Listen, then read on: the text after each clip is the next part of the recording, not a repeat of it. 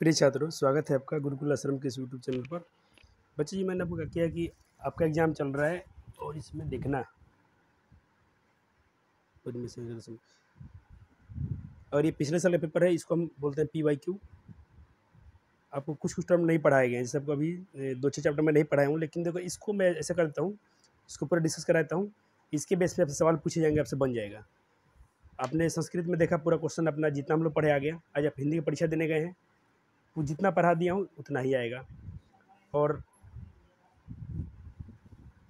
उसके बाद देखना, आज जो हम लोग पढ़ेंगे मैथमेटिक्स में, कल पेपर आपका पूरा अच्छा जाएगा। और कल मेरे पास टाइम नहीं मिला क्योंकि कल क्लास 10 को भी पढ़ाना है, तो मैं आपके लिए वीडियो बनाता हूँ। वीडियो से आप जरूर देख लीजिएगा। और कुछ ऑनलाइन छात्र हमसे तैयारी किए हैं, तो आप बुरा मत बनिएगा। आपका दूसरा सेकंड टर्म में आपका पूरा सिलेबस हम पकड़वा देंगे। अब थोड़ा स्पीड पढ़ाई होगा आपका, डेली लेक्चर्स आएंगे, आप नोट्स बना लीजिएगा।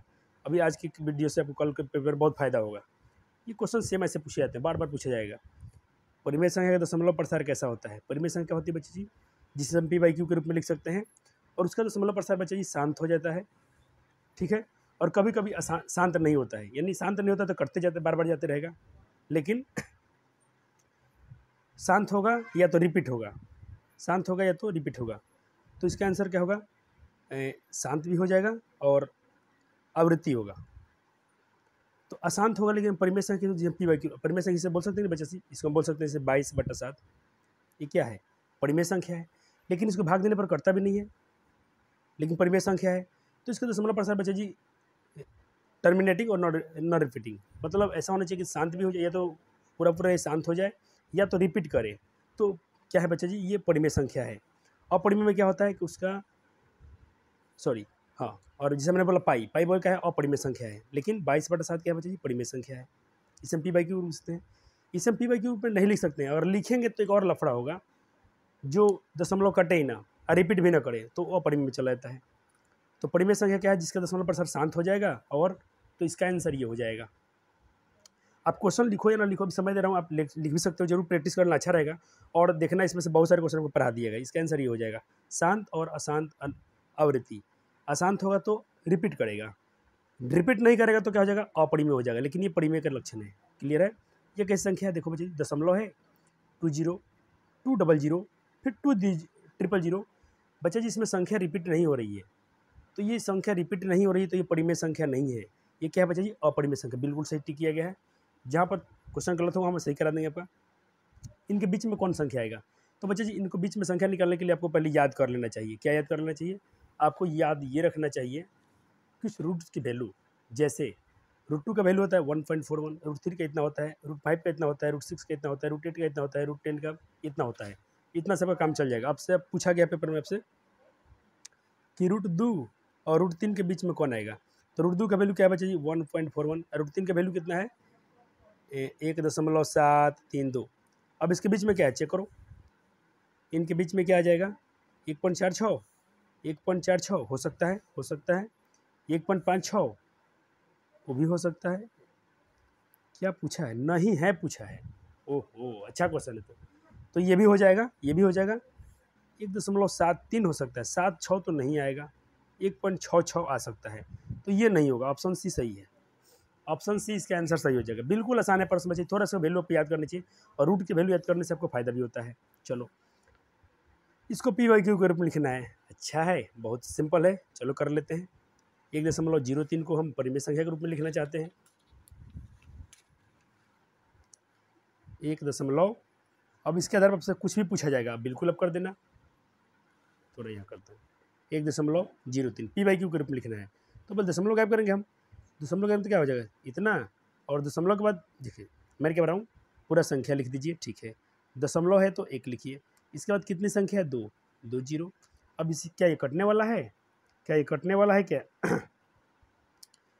3 1 4 नहीं, और ये 100। क्या ये कटेगा कि नहीं कटेगा? देख लेते हैं। अगर ये नहीं कट, इसका आंसर जब मिला लेते हैं क्या होगा, देख लेते हैं। तो ये बोल रहा है कि 31 बट्टा, ओ सॉरी बच्चा जी, इस पर रेकरिंग है। टाइपिंग थोड़ा आपको क्लियर ना दिखा हो, मुझे भी नहीं दिखा। यहाँ देखो ध्यान से, कंप्यूटराइज मिस्टेक हुआ है। ये देखो यहाँ पर क्या है? रेकरिंग है। 3 के ऊपर रेकरिंग दिख रहा है क्या? 3 के माथा पे यहाँ पे थोड़ा सा बिंदु दिख रहा है, डॉट। तो ये सवाल ऐसा है बच्चा जी, सवाल ऐसा है यहाँ पर रेकरिंग है। तो अब तो इसका ट्रिक सिखाया, बहुत सिखाया गया है। मानता हूँ बच्चे जब थोड़ा कंटेंट अब इस पर कम पढ़ाया हूँ तो उतना लेक्चर नहीं दे पाया, लेकिन जितना दिए हैं साफ सुथरा दिया गया है, बिल्कुल अब गर्दा वर्दा दोगे तो इसीलिए आपको हेल्प करने आया हूँ, क्योंकि मेरा कमी है कि मैंने आपका सिलेबस कंप्लीट नहीं करा है 9th क्लास का इस बार यूट्यूब पर ऑनलाइन में। तो मेरा फर्ज बनता है कि बच्चों को थोड़ा हेल्प किया जाए, देखना मजा आ जाएगा आपको। अगर तुम मेरे ऑफलाइन के बच्चे से कभी मिलते तो उनसे कभी आपसे बातें करा दूंगा लाइव क्लास में क्या हुआ। जितना हमसे एक बच्चा मिस्टेक हो गया, मुझे लाइव क्लास कर देना चाहिए था। जितना बच्चा जी मैंने अपने स्मार्ट टीवी पढ़ाया ऑफलाइन में, सारा क्वेश्चन संस्कृत में सेम आया था। मुझे इससे मिस्टेक हो गया, काश मैं उसको लाइव कर देता तो बहुत सारे बच्चे को मुझसे बहुत विश्वास हो जाता, सारे क्वेश्चन जितना हमने पढ़ा उतना ही आया था। चलो, और कुछ ग्रामीण में परेशान बच्चे हुए, थोड़ा नहीं पढ़ाया तो, लेकिन बच्चे ने मैक्सिमम क्वेश्चन कर लिया, उनको खुशी हुआ। रेकरिंग कैसे बदलना है, इसका नियम क्या सिखाया गया था, पहले बट्टा लगाइए, ठीक है। जितना पर रेकरिंग है 9, एक संख्या पर रेकरिंग है मतलब सिर्फ 3 पर रेकरिंग है, एक संख्या पर एक 9, और दशमलव के बाद जिस पर रेकरिंग नहीं है तो दशमलव के बाद एक संख्या पर रेकरिंग नहीं है तो एक 0 लगाओ, पूरा संख्या लिख लो 103, माइनस का चिन्ह लगाओ, और जिस पर रेकरिंग नहीं घटा लो। तो दसों किस पर जितना, अब किसी और घटाना बच्चा जी, इसमें हम घटाएंगे बच्चा जी यहाँ पर 3 1 4। अब घटाना किसको, जो दशमलव जिस पर रेकरिंग नहीं है, तो जिस पर रेकरिंग किस पर नहीं है, पूरा ए पर। देखो इस पर तो रेकरिंग था, लेकिन 10 पर रेकरिंग नहीं है तो 10। अब देखो 103 में से 10 गया तो कितना बचेगा, 93, इतना ही ना बचेगा। ठीक है, बच्चा में 90 बचे जी, 9 अभी कटेगा। थोड़ा छोटा कर देता हूँ, थोड़ा छोटा कर देता हूँ, थोड़ा छोटा कर देता हूँ, ठीक है। अब देखें बच्चा जी, फिर से सीखे, फिर से सीखे, आपको स्क्रीन पर नहीं दिखाता, एक बार में काम हो जाएगा आपका। ऐसे मैं आपको लेक्चर्स में बहुत पढ़ाए हैं, जो बच्चे में से शुरू से पढ़े हैं उनको तो भाई नहीं छूटेगा, 10th क्लास में भी नहीं छूटेगा। जितना पर पहले एक बट्टा लगाइए, क्योंकि हम उसको बट्टा में लिखना चाहते हैं, PYQ को फॉर्म में लिखना है। संख्या पर रेकरिंग नहीं है, एक संख्या पर रेकरिंग है एक 9, दशमलव के बाद जिस संख्या पर रेकरिंग है तो एक 9, दशमलव के बाद जितना संख्या पर रेकरिंग है उतना 0, तो दशमलव के बाद एक संख्या पर रेकरिंग नहीं तो एक 0।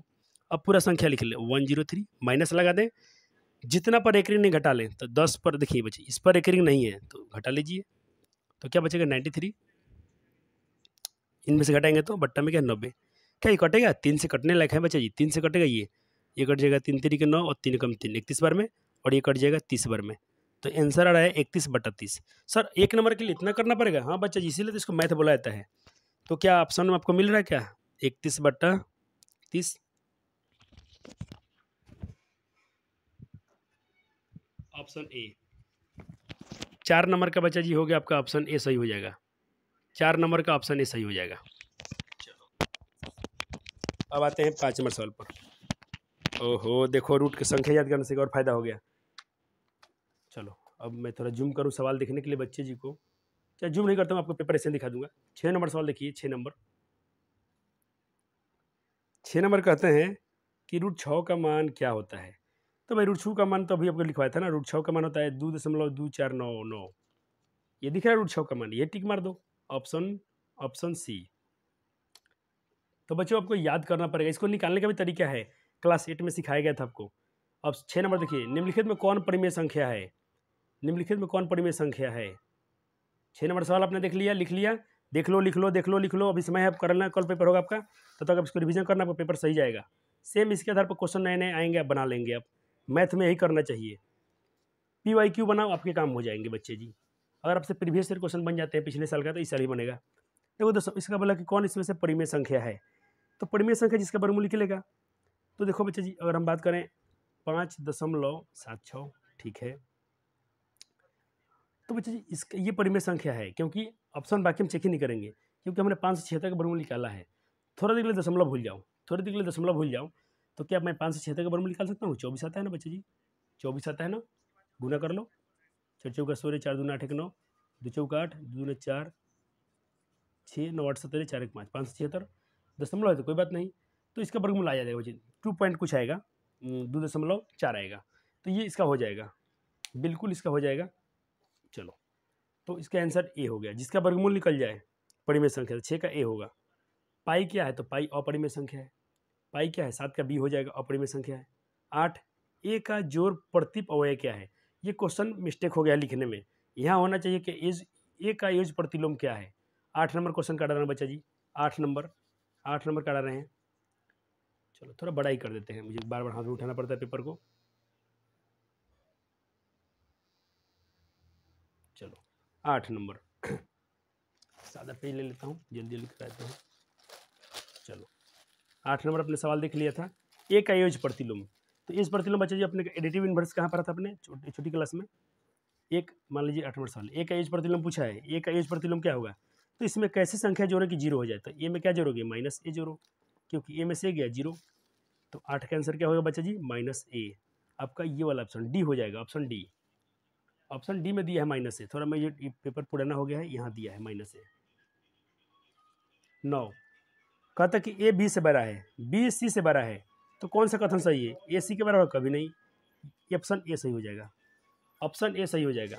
क्यों, ये बोला है कि भाई ए जो है बी से, 9 नंबर सवाल 9 नंबर, ए बी से बड़ा है, दूसरा कथन बोलता है कि बी सी से बड़ा है, तो कौन सा कथन सही होगा, ए नंबर सही हो जाएगा। कि देखो जब ए बी से बड़ा है, बी सी से बड़ा है, तो एक ऑप्शन में दिया है, तो ए बी से बड़ा है ना, अब बी सी से बड़ा है, तो ए सी से ही बड़ा होगा, ये वाला आंसर सही होगा।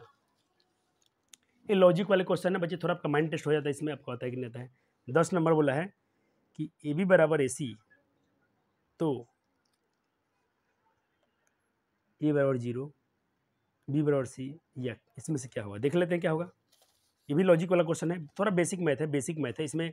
आप बुक में जाओगे तो बुक में ऐसा क्वेश्चन आपको नहीं मिलेगा, तो तुम एग्जामिनर को गाली नहीं देना कि बच्चा जी हम तो ये पेपर कहाँ से पूछ लिया, ऐसा कुछ नहीं, बेसिक मैथ है। ए बराबर कहते ए बी बराबर अगर ए सी हैं, ए बी बराबर ए सी हैं, तो क्या होगा, तो ये बराबर ए सी कट गया, तो बी बराबर सी बच रहा है। ओ सर मजा आ गया, option B C, option B.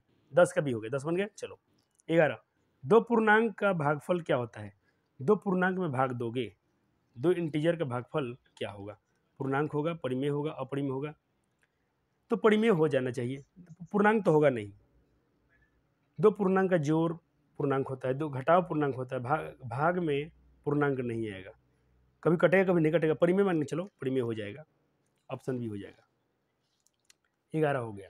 12, इनमें से कौन परिमेय संख्या है, नहीं है, तो देखो बच्चा जी ये परिमेय संख्या नहीं है, ये भी परिमेय संख्या नहीं है, ये भी परिमेय संख्या नहीं है। अच्छा अपरिमेय, ओह सॉरी मैं गलती पढ़ लिया, अपरिमेय नहीं है, मैं परिमेय देख रहा हूँ, तो ये भी अपरिमेय है, ये अपरिमेय है क्योंकि इसका वर्गमूल नहीं निकलता है, इनका भी नहीं था, इसका वर्गमूल निकल जाएगा, तो ये परिमेय संख्या है।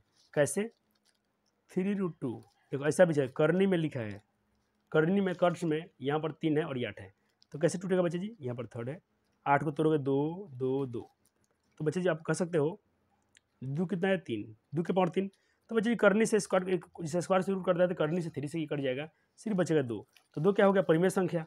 और ये पूछा कि परिमेय अपरिमेय नहीं है, यानी परिमेय कौन है, तो इसमें से परिमेय संख्या यही है। 8 आपका क्वेश्चन हो जाएगा कितना सा 12 का हो गया डी। जरूर ट्राई कर लेना, 13 पढ़ा दिया गया है, x बराबर 1 पर इसका मान क्या होगा, लेकिन कर देता हूँ, कुछ नए बच्चे होंगे तो उनका भी भला हो जाएगा। 13 नंबर सवाल लिखना बच्चे जी, बिल्कुल आपसे ऐसे क्वेश्चन पूछे जाएंगे, मान रखना है मान रख देना, ये सवाल नया होगा कोई बात नहीं, तुम तो प्यारे बालक हो, बहुत प्रैक्टिस करा दी हूँ पहले से। चलो 4x² minus 5x plus 3x minus 2, x के मान एक रखना है, एक्स का मान एक रखना है,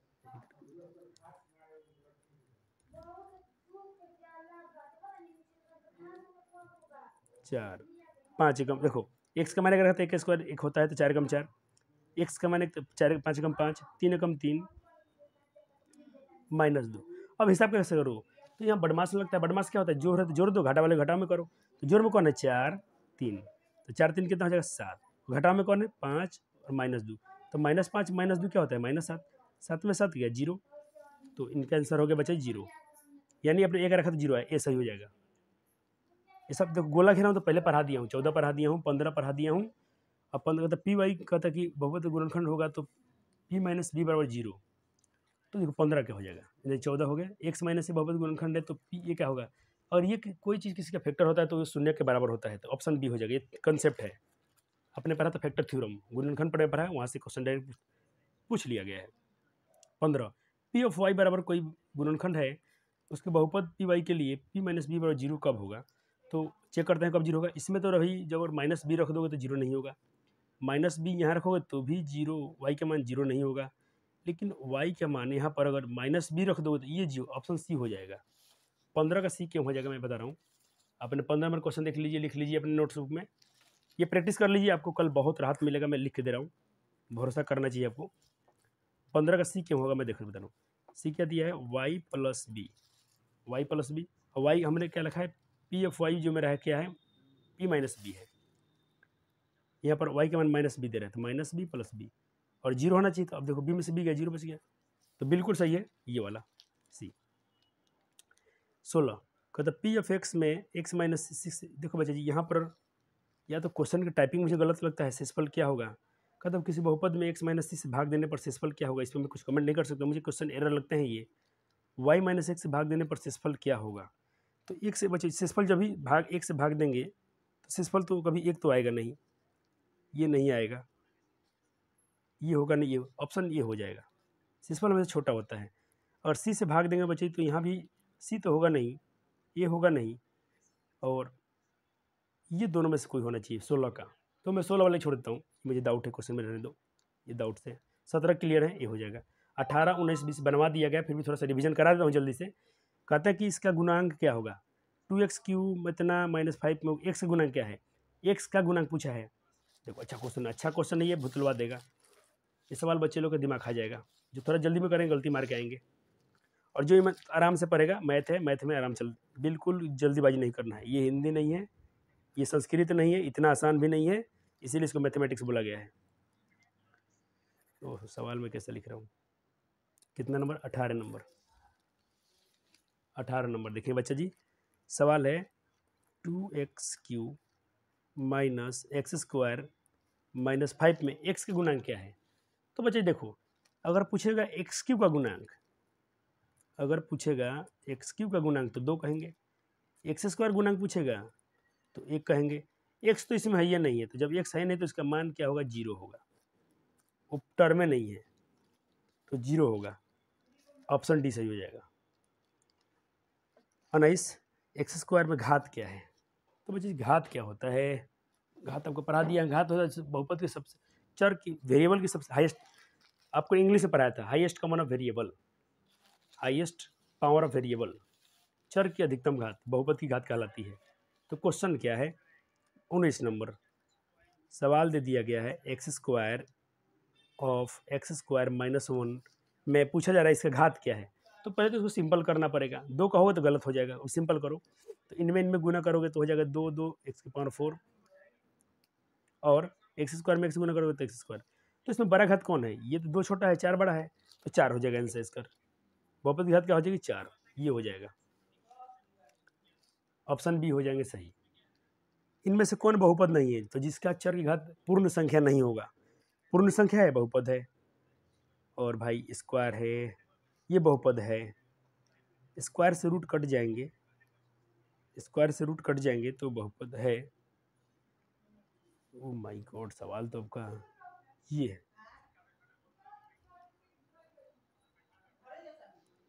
ठीक है, बिल्कुल सही हो जाएगा, क्योंकि बच्चे जी देखो स्क्वायर है तो स्क्वायर से हम बच्चे जी क्या करते हैं, स्क्वायर से रूट अब कट सकते हैं, लेकिन हम क्यूब से तो रूट नहीं काट पाएंगे ना।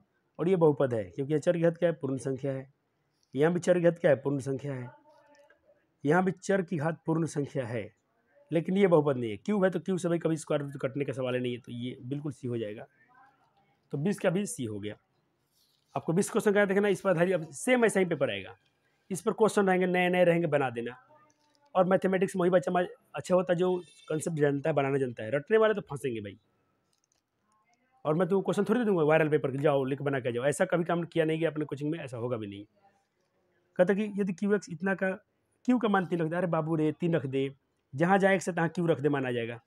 ये तो तुम सब पेपर घेर पहले से पढ़ा दिया हूँ, चलो रिविजन करा दें जल्दी से। सवाल क्या है, 2x square minus 5x plus 1, x की जगह पर 3 रखना है, तो हम 3 रख रहे हैं, ठीक है, 3 का स्क्वायर माइनस 5, एक्स की जगह पर क्या रखना है 3 प्लस 1, यही सवाल है बच्चा जी, यही सवाल है। आपसे बोला है क्यू ऑफ 3 पर क्या होगा, क्यू 3 पर, ये कोई क्यू एक्स आपका, ये कोई बहुपद है इसके रूप में, तो एक्स का मान 3 रखा था, 3 रख दिया हूँ जहाँ एक्स है, तो भाई 2, 3 का स्क्वायर क्या होगा 9, 5 3 15, और प्लस में 1, तो ये हो जाएगा 18 माइनस 15 प्लस 1। इसमें जोड़ में जो है जोड़ लो, घटाने वाला घटा लो, जोड़ में कौन कौन है, 18 1 19, और माइनस से 15, 19 में से 15 गया 4 आएगा, सिर्फ 4 आएगा, क्या आएंगे बच्चा जी 4। राइटिंग में थोड़ा मैं पीछे आते हैं बच्चा जी, थोड़ा मैं ऐसा लिखता हूँ, थोड़ा तेजी में होता है, ऑप्शन ए सही है। कहते कि यदि बहुपद इतना और क्यू एक्स इतना तो पी एक्स और क्यू एक्स का घात कितना होगा। यदि बहुपद इतना है और क्यू एक्स इतना है तो P x into Q x का घात कितना होगा। तो गुना कर लो, दो में दो से गुना करो तो 4 आएगा, यही तो हो गया। देखो भाई कभी तुम ये सिंपल सवाल है बाबू, थोड़ा दिमाग ले रहा है आपका, कुछ नहीं सवाल में है। एक्स स्क्वायर प्लस 4x और प्लस 8, ठीक, ये मान लो पी एक्स है और इंटू करना है, गुना करना है क्यू एक्स में। क्यू एक्स क्या है, एक्स स्क्वायर माइनस 4x और प्लस 8। तो जब कभी इनमें गुना करो तो सबसे पावर बड़ा यही हो जाएगा 4, इससे बड़ा कोई पावर आएगा नहीं, करके देख लेना। ये क्या हो जाएगा, -4x क्यूब, घात छोटा होगा, सबसे बड़ा घात यही आई भी करेगा। तो तुम ज़्यादा माथा देखना, ये इसका हो गया डी। कहते इसकी कौन सा जाति है, जाति मतलब इसके जैसे कौन है। तो देखो ये इसके जाति का बिल्कुल नहीं है, ये भी इसके जाति का हो जाएगा, ये तो सभी होगा नहीं, 2a² तो है नहीं, इसके जैसा है नहीं। सजातीय मतलब इसके जैसा, सजातीय पद कौन है, 5a² सजातीय पद कौन है, सजातीय यही है बिल्कुल, क्योंकि बाकी में तो देखो ये माइनस है तो बिल्कुल नहीं है, ये तो बिल्कुल ये सजातीय है क्योंकि सेम है, 5a² इसमें 5a है, कोई भी तो दोनों सेम कैटेगरी के हैं। चलो रैखिक बहुपद घात क्या होता है, एक होता है, द्विघात का क्या होता है 2, त्रिघात का 3 होता है, सब पढ़ा दिया गया। चलो 25 नंबर से भी ये ऑफलाइन पढ़ा दिया गया, फिर भी थोड़ा चर्चा कर देते हैं। एक्स अक्ष क्या कहलाता है। मैं थोड़ा सा बच्चों जी आपको अभी ऑनलाइन में नहीं पढ़ाया हूँ, बच्चे लोग को निर्देशांक ज्यामिति थोड़ा सा चर्चा करता हूँ, आप समझ एक बार में समझ लेना, 2 मिनट में समझ लेता हूँ। ये रहा आपका एक्स एक्सिस, ये रहा एक्स डैश, ये वाई एक्सिस, ये वाई डैश एक्सिस, ये एक्स एक्सिस और ये एक्सिस वाई जहाँ पर कटते हैं इनको बोलते हैं मूल बिंदु। क्या बोलते हैं, मूल बिंदु। और मूल बिंदु का निर्देशांक क्या होता है, 0,0 होता है, ठीक है। चलो अब देखो इसमें जो वैल्यू आएगा, अगर हम कहते हैं कि जैसे मतलब 1 2 3 4 लिखेंगे, इधर भी माइनस में लिखेंगे, इधर प्लस में लिखेंगे, इधर माइनस में लिखेंगे, थोड़ा लिख देता हूँ 1 2 3 4, 1 -1 -2 -3 -4, ऐसे 1 2 3 4 -1 -2 -3 ऐसा लिखेंगे। अगर कोई संख्या दोनों प्लस में है तो प्रथम इधर मान लो 1,2 कहाँ आएगा, इधर आएगा, तो ये क्या है, प्रथम चतुर्थांश है। क्या है, प्रथम चतुर्थांश। इसमें क्या आएगा, -1 2 ऐसा आ सकता है, यानी एक माइनस में आएगा दूसरा प्लस में आएगा। हमेशा हमेशा पहला माइनस होगा दूसरा प्लस होगा। अब पहले वाले को बोलते हैं एक्स और दूसरे वाले को बोलते हैं वाई, और पहले वाले एक्स को बोलते हैं भुज और वाई को बोलते हैं कोटि। एकदम एकदम 2 मिनट में खत्म कर देंगे तुम्हारा, इतना हलवा चैप्टर है ना कि इसको 2 मिनट में खत्म कर सकते हैं और तुम क्वेश्चन नहीं छूटेगा। इसमें देखो दोनों माइनस में आएंगे, जैसे -5 और -4 ऐसा आएगा। तो यहाँ पर भुज कोटि दोनों ऋणात्मक है। यहाँ पर क्या होगा, पहला प्लस में होगा 4 और दूसरा माइनस में होगा। ये भुज कोटि, भुज कोटि, भुज कोटि, इसमें से भुज क्या है तो ये है, कोटि क्या है ये है। क्लियर क्लियर, इतना ही से काम हो जाएगा आपका, पेपर निकल जाएगा आपका। ऐसे लेक्चर आएंगे तो बहुत डिटेल में पढ़ाया जाएगा आपको। चलो एक्स अक्ष क्या कहलाता है, मूल बिंदु नहीं, बिल्कुल नहीं। एक्स को मैंने क्या बोला, एक्स को मैंने क्या बोला, मैं बोला ये वाला एक्स कहलाता है, ये वाई कहलाता है, और ये एक्स क्या कहलाता है, भुज कहलाता है, एब्सिसा कहलाता है, लिखा ना। चलो एक्स क्या कहलाता है, भुज कहलाता है, ठीक है। कार्तीय तल में क्षैतिज रेखा क्या कहलाता है। देखो ये मैंने क्या माना, ये कार्टेशियन प्लेन, ये क्या हमारे बच्चे जी, ये कार्टेशियन प्लेन है, इसको हम हिंदी में बोलते हैं कार्तीय तल, इंग्लिश में बोलते हैं कार्टेशियन प्लेन। इसमें पूछा है क्षैतिज, देखो बच्चे ये क्या है, क्षैतिज है, और ये क्या है, वर्टिक्स है, ऊर्ध्वाधर है, ऊर्ध्वाधर, हॉरिजॉन्टल और वर्टिक्स, हॉरिजॉन्टल और वर्टिक्स, क्षैतिज ऊर्ध्वाधर। अब आपसे पूछा है क्षैतिज रेखा क्या है, ये है ना क्षैतिज है बच्चा जी, और ये क्या है, एक्स अक्ष है, ये क्या है, एक्स अक्ष है, बिल्कुल सही बच्चा ने टिक किया है। तो मैंने आपको 25 करा दिया, 25 में क्या आपने कहा बच्चा जी, आपका भुज था, ठीक है। ये क्या है, एक्स, बिल्कुल सही है। खत्म मूल चलो करती बिंदु -1 2 कहाँ पड़ेगा, अरे भाई दोनों माइनस में है, दोनों माइनस में है, मैंने क्या बोला, दोनों माइनस में है, तीसरा में। चलो हम चतुर्थांश बोले, ये हो गया प्रथम चतुर्थांश, यहाँ लिख दिया हूँ, ये हो गया दूसरा चतुर्थांश, ये हो जाएगा तीसरा चतुर्थांश, ये हो जाएगा चौथा चतुर्थांश। अब तुमको थोड़ा कन्फ्यूज करेगा, इसको बोला जाता है प्रथम पाद भी बोला जाता है, मैं लिखता हूँ प्रथम पाद भी बोल सकते हो, इसे द्वितीय पाद बोल सकते हो आप, इसे तृतीय पाद बोल सकते हो, और इसे चतुर्थ पाद बोल सकते हो। चतुर्थांश पाद से में क्या बच्चे मेरे इसको नोट कर लिए, थोड़ा सा नोट कर लेना बच्चे, जिसमें आपका पूरा कोऑर्डिनेट ज्योमेट्री से क्वेश्चन नहीं छूटेंगे, वादा करते हैं नहीं छूटेगा। ऐसे क्लास 10th में मैंने लेक्चर बना दिया है, क्लास 10th पूरा पढ़ाया गया है। आप क्लास 10th का पहला लेक्चर जरूर देख सकते हो, क्योंकि 9th क्लास उसका उसमें पूरा कवर कराया गया है। अभी आपको नहीं पढ़ाएंगे, बिल्कुल पढ़ाएंगे, चिंता मत कर बच्चे जी, बिल्कुल हम लोग पढ़ने वाले मिल गए इस बार, ठीक है। अरे पूछ लिया, अब चलो ये तो हो गया, तीसरा में जाएगा, ठीक है। वाई अक्ष पर प्रत्येक बिंदु का एक्स का मान क्या होता है, अरे वाई अक्ष पर एक्स का मान 0 होता है, वाई अक्ष पर एक्स का मान 0 होता है, और एक्स अक्ष पर वाई का मान 0 होता है। दोनों को याद कर लो। क्या मैंने बोला कि वाई अक्ष पर, इसको मैं नोट कर लेना, स्टार्ट पॉइंट है ये, दसों में काम आएगा। वाई अक्ष पर एक्स का मान 0 होता है और एक्स अक्ष पर, एक्स एक्सिस पर वाई का मान 0 होता है। एकदम बच्चे इसको नोट करना, दोनों पॉइंट आपके भी आई हैं। ये अब बोर्ड में भी पूछा जाता है, 10th क्लास में जाओगे तो भी मजा आएगा। तो कल भी क्लास तुम 9th में मेहनत करते हो, तुम्हारा परिश्रम बेकार नहीं जा रहा है बिल्कुल। मूल बिंदु वही बताया। मूल बिंदु क्या है बच्चा जी? मैंने बोला इसको बोलते हैं मूल बिंदु। ये 0, जहाँ ये रेखा और रेखा जहाँ कटती है, ये मूल बिंदु है। इसको बोलते हैं बच्ची ओरिजिन, मूल बिंदु, ओरिजिन पॉइंट, मूल बिंदु। चलो 30, इनमें से कौन अपरिभाषित है, यानी किसकी परिभाषा भी नहीं है? तो रेखाखंड परिभाषा होता है, कोण का होता है, बिंदु का होता है, समतल का कोई प्लेन का कोई परिभाषा नहीं होता। ये हो जाएगा इसका आंसर, 30 का हो जाएगा। इनमें से किसकी लंबाई नहीं नापी जा सकती? किसको नहीं नाप सकते हो? रेखा नाप सकते हो, किरण को नहीं नाप सकते हो, रेखाखंड तो नाप सकते हो। ये बी हो जाएगा। बिल्कुल ही कर लेना है बच्चे जी, प्रैक्टिस आपको मजा आएगा, क्योंकि मैंने बहुत कुछ नहीं पढ़ा है। चलो ओ ए बराबर ओ बी, ओ ए और ओ बी क्या है? लंब किरणें हैं। तो कौन ओ ए बी क्या होगा? देखो बच्चे मैंने बोला ओ ए और ओ बी लंब किरणें हैं। देखो ध्यान से, ओ ए ठीक है, फिर से पढ़ना पड़ेगा। अभी मैं थोड़ा कुछ टॉपिक नहीं पढ़ा तो बिल्कुल आप टेंशन मत लेना, छोड़ देना। आप बच्चा जी पहला पेपर देखो, बच्चा जी परीक्षा जो होता है त्यौहार होता है, परीक्षा होता है त्यौहार। इसमें आप जितना तैयारी की हो ना, 20 नंबर 30 नंबर 40 करो। ये पहला टर्म है, कोई दिक्कत नहीं। दूसरे टर्म में जम के मेहनत करना, अच्छा स्कोर आएगा। तीसरे में और मेहनत करने अच्छा आएगा। मैं बोला हूँ बच्चे फाइनल परीक्षा से पहले आपको पूरा कंप्लीट सिलेबस करा देंगे। अभी आपको दिल दुखित नहीं करना है। जितना मैं तो ऑफलाइन के बच्चे को बोल दिया हूँ कि तुमसे जितना बनता है ईमानदारी से बना करना है, नहीं चीटिंग करना है, ना किसी से पूछना है। और स्कूल के टीचर बहुत बेकार हो चुके हैं, वो लोग बोलते हैं किसी से पूछ के लिख लो, देख के लिख लो। ये गलत चीज़ है, ये गलत चीज़ है। ओ ए और ओ बी लंब किरणें हैं। लंब बच्चे मतलब ऐसे हो जाएगा। देखो जी, लंब मतलब ये होता है, ओ ए ये भी लंब है, ओ बी भी लंब किरणें। कहता कि ओ ए और ओ बी लंब किरणें हैं, लंब किरणें, और ओ बी, ओ ए और ओ बी लंब किरणें हैं। ठीक है, ओ से ए लंब, ये भी लंब है तो ऐसे जाएगा बी, यहाँ से बी, यहाँ मान लो दिख रहा है क्वेश्चन। हाँ चलो, ये मान लो ओ है, ओ ए और ये ओ बी, दोनों लंब किरणें हैं। तो कौन पूछा है? कौन ए ओ बी कितना होगा? यहाँ पर कौन कितना बनेगा? अरे 90 बनेगा रे भाई। ये लंब ऐसे समझो, इसे मैंने बोला देखो ए ओ ए, ठीक है, ठीक है, और ये भी लंब है। तो लंब क्या सीधा होता है? ये भी सीधा हो गया, ये भी है। तो ओ से भी लंब है, ये भी लंब है। तो यहाँ कौन कितना बनेगा? अरे जो लंब यहाँ 90 डिग्री बनेगा, लिख के ले ले, 100% 90 बनेगा। 180 गलत है, 90 डिग्री सही हो जाएगा। परपेंडिकुलर होगा, लंबवत होगा। ये छोड़ देता बच्चा जी। अगर कहता कि 0 डिग्री एक्स 90 है तो क्या है? तो जी देखो, एक कोई एक्स है 0 डिग्री से छोटा है, एक्स जो है 0 डिग्री से छोटा है और 90 से छोटा है, यानी 0 यहाँ ऐसा होना चाहिए, 0 या 0 के बराबर है लेकिन 90 डिग्री से छोटा है, 0 और 90 से कम है। तो ये तो समकोण होगा नहीं, ये गलत है। पूर्ण कोण होगा नहीं, अधिक कोण, न्यून कोण हो जाएगा, ये हो जाएगा डी। सब बच्चे पढ़ाया जाएगा, टॉपिक पढ़ाएगा भी थोड़ा समय दो भाई हमको। 40 डिग्री का पूरा कोण क्या है? तो पूरा कोण पूछा है ना, तो पूरा कोण होता है कि 90 से घटा लो। तो 40 में से 90 घटाओ तो क्या बचेगा? 50। फिर से याद कर लो, पूरा कोण कैसे होता है? 90 में से घटा देना, 90 माइनस थीटा। तो 90 में से घटाओगे तो बचेगा 65 का समपूरा कोण क्या होगा? समपूरा कोण बचा होता है, दो कोणों का योग 180 होता है, दो कोणों का योग 180 होता है। तो 180 65 में से दो कोणों का योग 180 हो जाए तो समपूरक हो जाएगा। तो मान लो कि x प्लस दिया है 65 डिग्री, ये कितना होना चाहिए? 180।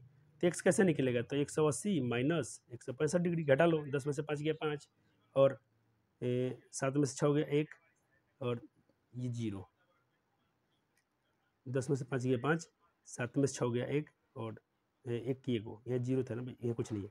115 डिग्री, 115 डिग्री नहीं दिया है, तो इनमें से कोई नहीं, इनमें से कोई नहीं, 115 आना चाहिए। शीर्षामुख कोण आपस में क्या होता है बच्चे? समान होते हैं।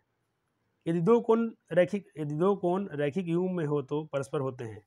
दो कोण रैखिक युग्म में है, रैखिक मतलब सीधा, दो कोण रैखिक युग्म में है, जोड़ा में। रैखिक युग्म क्या बोलते हैं बच्चे जी? ये चलो इसको मैं छोड़ता हूँ, इसको छोड़ता हूँ, ज्योमेट्री में नहीं पढ़ा थोड़ा क्योंकि आपको समझ में आएगा नहीं। चलो छोड़ देना बच्चे, इसको छोड़ देना। ऐसे टाइप को छोड़ सकते हो, जब हम लोग पढ़ लेंगे तो करना जरूर और कराएंगे। अब मुझे बहुत दुख हो रहा है कि बच्चों को मैं इस बार 9th क्लास को ढंग से नहीं पढ़ा पाया हूँ, पूरा ज़्यादा नहीं पढ़ा पाया ऑफलाइन में और ऑनलाइन में भी। लेकिन कोई बात नहीं, मेरे ऑफलाइन के बच्चे अच्छे हैं, वो तो PW से लेक्चर देखते हैं, ऑनलाइन भी उनकी क्लास रखा गया है, ऑनलाइन भी करते हैं। मैं यूट्यूब वाले बच्चों को कुछ नहीं दे पाया हूँ ज़्यादा, लेकिन जितना दिया हूँ मस्त दिया हूँ। साइंस ज़बरदस्त सबको पढ़ाया जा रहा है। अब मैं थोड़ा स्पीड पकड़ूंगा, भले मुझे कम सोना पड़े चलेगा। यदि दो कोण युग में छोड़ देते इसको, यदि दो रेखाएं कोई एक बिंदु पर सॉरी, यदि दो रेखाओं कोई एक बिंदु में कोई एक बिंदु उभयनिष्ठ हो, उभयनिष्ठ न हो तो दोनों क्या होंगी? अरे भाई, दो रेखाएं और एक भी बिंदु उनमें उभयनिष्ठ नहीं है, दो रेखाओं में कोई बिंदु उभयनिष्ठ नहीं है तो दोनों क्या होंगे? तो देखो, एक रेखा कोई ऐसा गया और उभयनिष्ठ में तो दोनों कहीं कटती ना हो, ये कैसे चला गया? तो समानांतर तो हो जाएंगी बच्चा जी, कटेगा तो नहीं, संपादित तो एक इसमें तो बहुत हो जाएगा, ये होगा, बिल्कुल सही हो जाएगा। किसी बिंदु पर बने कोण का मान, किसी बिंदु पर जितना एंगल बनेगा सब 360 बनेगा। त्रिभुज का क्षेत्रफल ज्ञात करने के लिए भाई निम्नलिखित में किसे दिया था? तो हीरोन्स फार्मूला देते, और हीरोन्स का फार्मूला क्या होता है? S × S - A × S, यही है हीरोन्स फार्मूला। क्या है ये? कहते हैं S बार त्रिभुज के क्षेत्रफल, त्रिभुज S × S, ये क्या है? क्षेत्रफल है, क्या है? यही हीरोन फार्मूला है बच्चा जी। दोनों सवाल साथ में आ गया है। और फिर हीरोन से एक और सवाल है, ये क्या थे? तो ये थे बच्चा जी मैथमेटिक्स थे और फिजिक्स वाले थे, इन्होंने मैथमेटिक्स पढ़ा था और फिजिक्स पढ़ा था, तो बिल्कुल ये सही हो जाएगा। ये फिजिक्सियन थे और मैथमेटिशियन थे। चलो, त्रिभुज का आधार इतना है, त्रिभुज का क्षेत्रफल क्या होता है? त्रिभुज का क्षेत्रफल क्या होता है? 1/2 आधार गुना ऊंचाई। तो देखो भाई, त्रिभुज का क्षेत्रफल होता है 1/2 आधार गुना ऊंचाई, तो ये भी सही है। और बी में इससे गुना करो तो ये हो जाएगा 1/2, ये भी सही है। बी गुना एच, ऐसा भी ये सब हो जाएगा, ये सब हो जाएगा। कोई देखो, ये भी सही मार्ग सही है, लेकिन ध्यान देना सारे आंसर सही है इसमें के। समषष्टिभुज की भुजा 2 है तो इसका क्षेत्रफल क्या होगा? ये करा देता हूँ। देखो, समषष्टिभुज के पहले इसमें क्षेत्रफल ना, क्या है, पहले क्वेश्चन लिख लो, वीडियो रोकना है, क्वेश्चन लिखते चलना है। हम बात कर रहे हैं क्वेश्चन नंबर 45 नंबर में। देखो क्वेश्चन पूछा गया है समषष्टिभुज का क्षेत्रफल क्या होता है? तो समषष्टिभुज के क्षेत्रफल का फॉर्मूला होता है, मैं लिखता हूँ क्या दिया है? समषष्टिभुज का क्षेत्रफल, समषष्टिभुज का क्षेत्रफल जो होता है बच्चा जी 3√3 भुजा स्क्वायर भुजा का स्क्वायर बट्टा में 2। चलो अब बन जाएगा सवाल।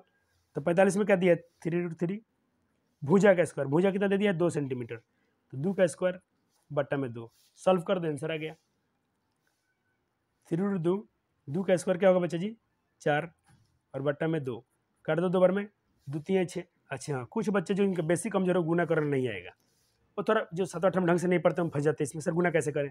अरे सिंपल है, संख्या में संख्या से गुना होगा, तो 6 √2 तो भैया अंदर फंस 3 है ना, ये 3 है, ये तुम्हारा, और एरिया है तो सेंटीमीटर स्क्वायर। तो 45 का आंसर आएगा 6√2, ये सही हो जाएगा।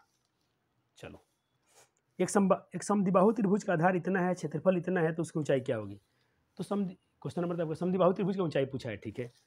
तो समद्विबाहु क्या सवाल है? समद्विबाहु त्रिभुज पूछा है तो उसका क्षेत्रफल का फॉर्मूला होता है, मैं क्वेश्चन नंबर बात कर रहा हूँ 46 का।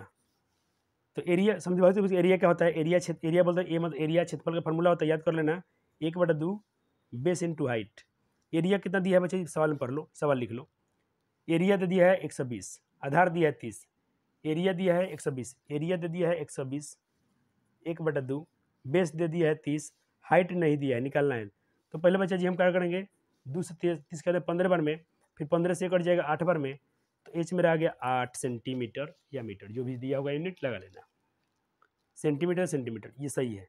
46 का सी सही है, बिल्कुल बच्चे ने सही बनाया है, जो प्यारे बालक ने बनाया, अच्छा बनाया है। समबाहु त्रिभुज का क्षेत्रफल इतना है तो एक्स का मान कितना होगा? तो बच्चे समबाहु त्रिभुज का क्षेत्रफल क्या होता है? समबाहु त्रिभुज का फॉर्मूला होता है, चलो क्वेश्चन नंबर बात करें हम लोग 47। समबाहु त्रिभुज का क्षेत्रफल होता है √3/4a²। सब फार्मूला लिख के याद कर लेना, ऐसे तुमको 8 क्लास में पढ़ा दिया गया, √3/4a²। ये क्या है? समबाहु त्रिभुज का क्षेत्रफल। देख कितना दे दिया है? दे दिया है 1/4, सॉरी क्या दे दिया है? 1/4। पेपर क्या सही दिख रहा है क्या बच्चे को, कि धुंधला दिख रहा है? क्या पेपर सही साफ दिख रहा है क्या ना बच्चा जी? 1/4 लिखा है, इंटू में एक्स लिखा है, भुजा स्क्वायर है तो एक्स का मान पूछ रहा है, ठीक है। चलो यहाँ पर x है और यहाँ पर भुजा स्क्वायर है, भुजा स्क्वायर। तो ए स्क्वायर मतलब भुजा स्क्वायर, ये भी भुजा स्क्वायर कट गया, ठीक है। 4 से 4 काट दो, यहाँ क्या बचेगा √3 और यहाँ क्या बचेगा x, तो x का मान तो आ गया √3। हे सर मज़ा आ गया, मज़ा आ गया सर, ये लॉलीपॉप कहाँ से आ गया? अरे खा लो भाई, ये सही है। देखो इनको लॉलीपॉप अटक गया, इन बच्चों को अटक गया है, 2 मार के आ गए, फंस गए बबुआ जी, ये सही है। चलो 48, समपंचभुज की भुजा 3 है तो इसका परिमाप क्या होगा? अरे समपंचभुज का परिमाप होता है 5 गुना भुजा, तो 5 से गुना कर दो, तब 5 3 15 ये हो जाएगा, 48 बन गया, ठीक है। एक त्रिभुज की ऊंचाई इतना है, क्षेत्रफल इतना है, तो आधार क्या होगा? सिंपल सवाल है। कितना सवाल है? 48 तो बन गया, 48 बन गया, 49। त्रिभुज क्षेत्रफल क्या होता है? 1/2 आधार इन बेस इंटू हाइट, एरिया का फार्मूला है, ये एरिया का फार्मूला है। तो अब एरिया कितना दे दिया है? चलो एरिया दे दिया है सवाल में आपका बच्चा जी 20, ठीक है। 1/2 एरिया दे दिया है 20, 1/2 बी आधार क्या दे दिया है बच्चा जी? आधार नहीं दिया है, आधार निकालना है, ये नहीं पता है। ये तो कचरा है, नहीं दिख रहा है आपको, थोड़ा गंदा पेपर है, यहाँ कर लेता हूँ फिर से समबाहु क्या दिया है? एक त्रिभुज की ऊंचाई ज्ञात, एक त्रिभुज के क्षेत्रफल का फॉर्मूला होता है 1/2 बेस इंटू हाइट। आपको एरिया दे दिया है बच्चा जी 20, 1/2 बेस नहीं दिया है, हाइट दे दिया है, हाइट दे दिया है आपका 20 सेंट 5 दे दिया है। तो बल ये 2 बच्चा जी कहाँ है? ये 2 है गुना भाग में, चल जाएगा गुना में, तो हो जाएगा 20 दूना 40, और यहाँ बच जाएगा बी में 1 से गुना होगा तो बी, और ये दिया 5, और 5 से इसको काट दो, 5 × 8 = 40, तो आपका बेस आ गया 8 सेंटीमीटर या मीटर जो यूनिट है वही लगाना है। तो सवाल सेंटीमीटर में है तो 8 कहाँ दिया है? ऑप्शन बी, ये बच्चा ने सही बनाया है। चलो पहला पेपर है, कुछ उतना तो बच्चा बनाया ना, अच्छा किया है। 50, एक समांतर चतुर्भुज की भुजाधार है, ऊंचाई इतना है, तो क्षेत्रफल क्या होगा? तो समांतर चतुर्भुज के फार्मूला का क्षेत्रफल होता है आधार गुना ऊंचाई, तो x गुना वाई, तो कहीं x गुना वाई नहीं है, तो इसका आंसर हो जाएगा डी। फिर भी फार्मूला लिखता हूँ, याद कर लेना क्या सवाल है, फार्मूला इसका याद कर लेना, अच्छा रहेगा। हो सकता है इस पर सवाल दूसरा कुछ पूछ ले आपसे। 50 नंबर समांतर चतुर्भुज का क्षेत्रफल, समांतर चतुर्भुज का क्षेत्रफल क्या होता है? आधार गुना ऊंचाई, ये होता है। आधार कितना दिया है? x, ऊंचाई कितना दिया? y, तो इसका आंसर क्या आना चाहिए? x × y, जो ऑप्शन में नहीं है, तो इनमें से कोई नहीं इनमें से कोई नहीं। प्राथमिक आंकड़ों की सत्यता का उत्तरदायी कौन होता है? तो जो ऑब्जर्वेशन जो करता है वही होता है वर्ग अंतराल में निम्न सीमा और उच्च सीमा का औसत मान को क्या कहते हैं? देखो वर्ग अंतराल में अगर निम्न सीमा और उच्च सीमा को जोड़ के भाग देंगे तो क्या निकलेगा? यानी अब सवाल ही पूछ रहा है उच्च सीमा प्लस निम्न सीमा बट्टा में 2, तो ये होता है बच्चे वर्ग अंतराल। क्या होता है? ये वर्ग अंतराल होता है। क्या होता है?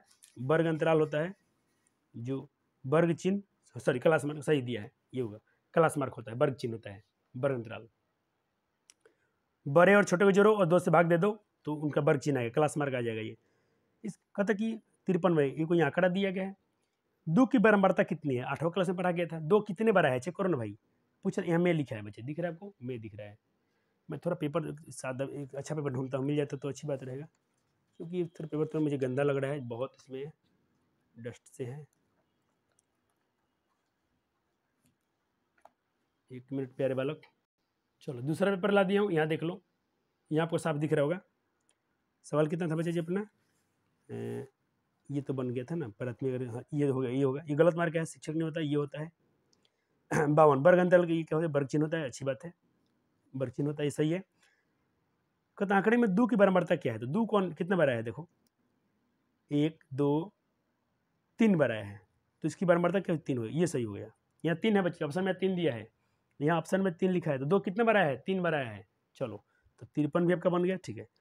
कहता आंकड़े का परिसर क्या है? ओहो सिंपल सवाल है, रेंज निकालना 8वीं क्लास में सिखा दिए। उच्च मान में से निम्न में घटा दो। उच्च क्या है? 24, और सबसे छोटा कौन है? 3, तो 24 में से 3 गया 21, ऑप्शन डी सही है। जब भी आपसे परिसर पूछा जाए, जब भी आपसे सवाल नंबर कितने बाबू जी? 54 परिसर क्या है? तो बच्चा जी परिसर, जिसको हम इंग्लिश में बोलते हैं रेंज, जब भी रेंज निकालने के पूछे तो कुछ में से मैक्सिमम वैल्यू में से निम्न घटा दो। तो मैक्सिमम है 24 आंकड़े में और 3, 24 में से 3 21। कुछ भी पूछा जाए बना देना। ये क्वेश्चन 10वीं में पूछता है, क्लास 10th में पूछ लेता है, तो बच्चा मेरा सीख गया ना, 10th में बनाएगा, 9th में बना के आएगा। कहता कि 5 से 10, 10 से 15, 15 से 20 किस प्रकार का अंतराल है ये। तो बच्चे देखो यहाँ पर 10 से 10 मैच कर रहा है, तो इसको हम बोलते हैं अपवर्जी। क्या बोलते हैं बच्चे जी? अपवर्जी। इसको बोलते हैं बच्चे जी अपवर्जी, इसको बोलते हैं अपवर्जी। तो सर समवैशिक क्या है? तो चलो थोड़ा समझाता हूँ अपवर्जी समवैशिक क्या अंतर है। बहुत जल्दी क्लास आएंगे, सब डिटेल में पढ़ा जाए, पेपर की तैयारी करो। अपवर्जी होता है जैसे देखो 5 से मान लो 20 हो गया, 15 बढ़ गया ना, फिर 20 से बढ़ जाएगा कल 35, फिर 35 हो जाएगा मान लो 50, ऐसे बढ़ते हैं। यानी देखना कभी इनका ये इससे मैच करेगा, फिर ये मैच करेगा। समवैशिक में क्या होता है? समावेशिक, समावेशिक में क्या होता है? इसमें ऐसे रहेगा, मान लो 0 से 5, तो यहाँ रहेगा 6 से 11, फिर रहेगा यहाँ 12 से 17। देखो है 5 का अंतर, 5 का अंतर, 5 का अंतर, 5 का अंतर, लेकिन ये इससे मैच नहीं कर रहा है ना, तो इसको बोलते हैं समवैशिक। तो अपवर्जी समवैशिक में क्वेश्चन पूछेगा तो बना देना, जरूर पूछेगा कल, एकदम पेपर में रहेगा सवाल, 100% रहेगा। ये पेपर क्वेश्चन गलत हो चुका है।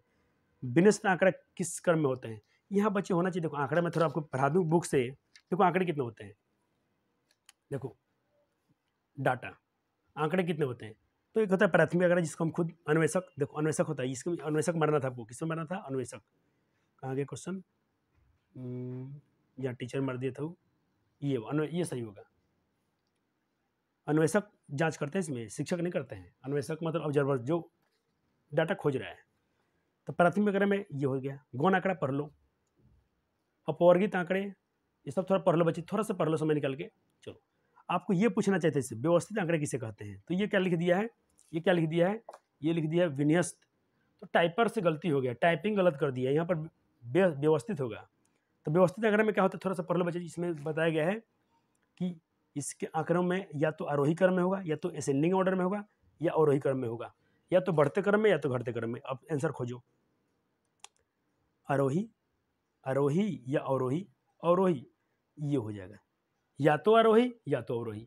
क्या सर आपको अच्छे पढ़ाते हैं? बिल्कुल अच्छे पढ़ा रहे हैं। चलो वर्ग अंतराल 0 से 10 में वर्ग चिन्ह क्या है? वर्ग चिन्ह को अभी अपने पढ़ा था ऊपर।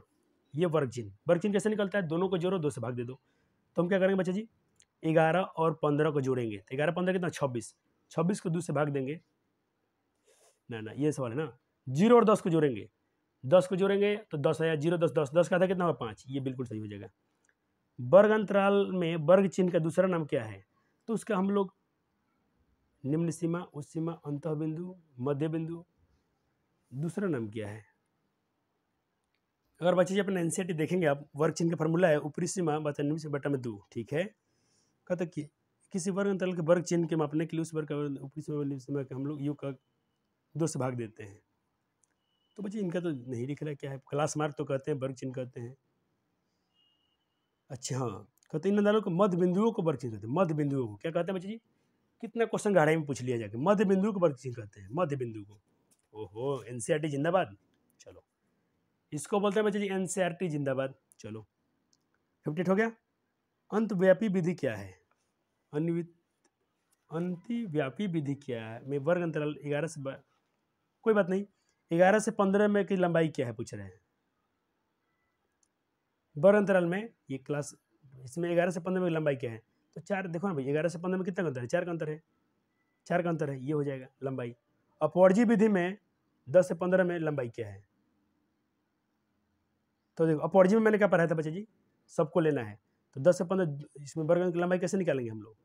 5 के हैं, 10 से 15 में कितना का अंतर है? 5 का अंतर है, 5 का अंतर है, ये 5 का अंतर हो जाएगा।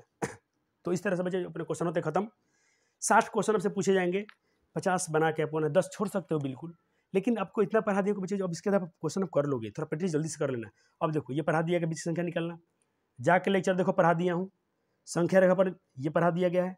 √2 और √3 के बीच में 4 परिमेय संख्या निकालो, सिखा दिया गया है। ये तो हम नहीं करेंगे ना भाई, ये तो नहीं करेंगे, करा दिया गया पहले। लेक्चर जाके देखिए, यहाँ पर एक रिंग है, यहाँ पर एक रिंग है, P/Q के रूप में लिखना है। जबरदस्त पढ़ाए, 2 ट्रिक पढ़ाए हैं। अशांत अनावर्ती को ये देखो बच्चे जी, यहाँ लघु त्रिय में क्या है? 11 से 25 में आपको 15% बनाना है। तो देखो 3 तो इधर बन जाएगा, ये तो आसान है। अशांत अनावर्ती संख्याओं को 4 उदाहरण दे, ऐसा संख्या लिख दो जो कटता ही ना हो। तो कुछ भी एग्जाम्पल दे सकते हो, जैसे ऐसे देते हैं 2.001 002 बराबर आगे लिखना, कभी रिपीट मत करना, हो गया काम। कहता कि बाप रे इसका शून्य निकालो, तो क्या हो जाएगा, यहाँ पर ऐसा मान रखो कि ये शून्य हो जाए, पहले तो जीरो कर दो, यहाँ पर जीरो कर देना और शून्य निकल जाता 7 बन जाएगा। टी ए पर यहाँ पर सबको ए का मान चुप कर देना है 10 11। देख ले बच्चे जी क्या क्वेश्चन छूट रहेगा तुमसे, क्वेश्चन छूट रहेगा नहीं छूट रहा है। एक्स अक्ष और वाई अक्ष के तल में कितनी भागों बांटता है, 4 भागों बांटता है, चारों का नाम लिख देना, प्रथम चतुर्थांश, दूसरा चतुर्थांश, तीसरा चतुर्थांश और चतुर्थ चतुर्थांश आज पढ़ा दिया हूँ। एक्स अक्ष वाई अक्ष को कटान बिंदु क्या कहते हैं, जहाँ पर एक्स अक्ष और वाई करते हैं यहाँ पर कहते हैं मूल बिंदु कहते हैं, उसका निशान लिखो तो लिख देना 0,0। तो इसका आंसर मैं सिखाई दिया, अभी कभी सिखा दिया। कहता बिंदु -3, इतना इतना और ये किन चतुर्थांश में होंगे, सबको लिख देना। देखो भाई ये क्या है, माइनस एक है, पहला माइनस दूसरा प्लस, ये जगह दूसरा में चल जाएगा 1,-4, ये चल जाएगा तुम्हारा चौथा में, 2,6 पहला में, दोनों माइनस है तीसरा में। एकदम ग्राफ कर देना बच्चा जी, अभी तो सिखाया आपको, अभी आपको देर संख्या में पढ़ाया हूँ। चलो अब इनमें से जो आपको कुछ बनाना तो बना, छोड़ देना, ये बना देना। एक त्रिभुज का क्षेत्रफल इतना है, आधार इतना है, तो ऊंचाई ज्ञात करो, ये बन जाएगा तुमसे, ये बन जाएगा, ये बन जाएगा।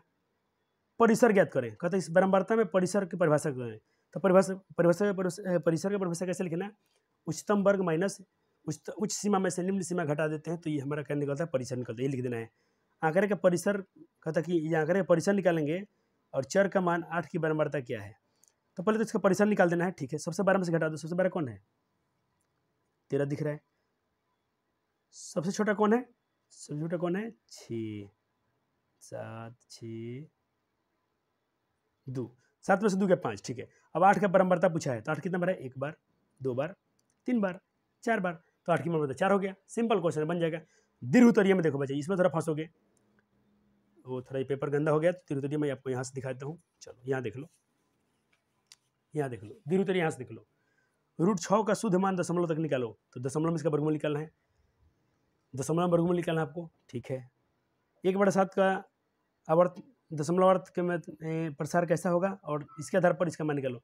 तो पहले 1/7 इस क्वेश्चन करा दिया गया है, उसका मान निकाल के तब इसमें गुना कर देना। इसमें आपने एनसीईआरटी के सवाल याद करो, कहाँ से याद करो सर, हम थोड़ा दिखा दीजिए सर, पेपर दिखा, आपको एनसीईआरटी दिखा दीजिए सर, हम लोग तो रिवीजन नहीं करते थे सर, आपको तो हम लोग गलत समझ रहे थे, आज तो पेपर में सब वही सवाल पूछा गया है, पूछेगा जो पढ़ा दिया गया वही ना पूछेगा, कि क्वेश्चन बुक से बाहर थोड़ी आता है। चलो यही सवाल है बाबू, 1/7 का मान निकाल कर और इन सब का मान निकालना है, 2/7 इसका नहीं निकलेगा बिल्कुल, और तुम्हारे बुक में दे दिया है कि 1/7 का मान इतना होता है, और यही मान रख के आपको इसका मान निकाल देना है। इसमें तो आपने सबका निकाला था, लेकिन पेपर में आपको 2 निकालना है, और आपको 5 नंबर मिल जाते हैं सवाल बनाने के लिए। ठीक है, बहुत अच्छे, पेपर देख लो, भाग दे देना इसको, इससे भाग देना बिल्कुल आसान है, दे सकते हो। यदि 2 इस छोड़ देना, नहीं पढ़ाया गया छोड़ देना, क्योंकि आपको 26 से 33 तक के लिए आपको सिर्फ 4 प्रश्न बनाना है, तो ये बन जाएगा, ये बन जाएगा, 2 हो गया, ये बना देना 3 बन जाएगा, और समद्विबाहु त्रिभुज का परिमाप इतना है, उसकी 2 भुजाएं बराबर हैं, ये भी तुमको हीरोन सूत्र से बन जाएगा, बना लेना, और ये भी बन जाएंगे, ये भी बन जाएगा। अरे हो तो क्या, बहुत सवाल बन रहा है तुमसे, देखना तुम्हारा पेपर बिल्कुल ऐसा ही जाएगा। और बच्चे जी उम्मीद करता हूँ वीडियो आप जरूर देखना, नोट्स बना लेना, और जो कमेंट करना होगा नोट्स बना लो, पढ़ लो, पेपर अभी वीडियो अपलोड कर देता हूँ। अभी देखो कितना, आज तारीख कितना है, आज तारीख है 20 तारीख 7वां महीना है, और टाइम क्या हो रहा है बच्चे जी 12:37, 1-1.5 बजे तक इसको अपलोड कर देते हैं। आज के पास आज से लेकर आपको सुबह तक समय है, बना देना, और तुम देखना तुम्हारे कितने क्वेश्चन बनते हैं, फिर आगे हमसे करना, नहीं बनेगा तो मुझे कमेंट कर देना, जो बोलना होगा बोल देना दिल से। धन्यवाद।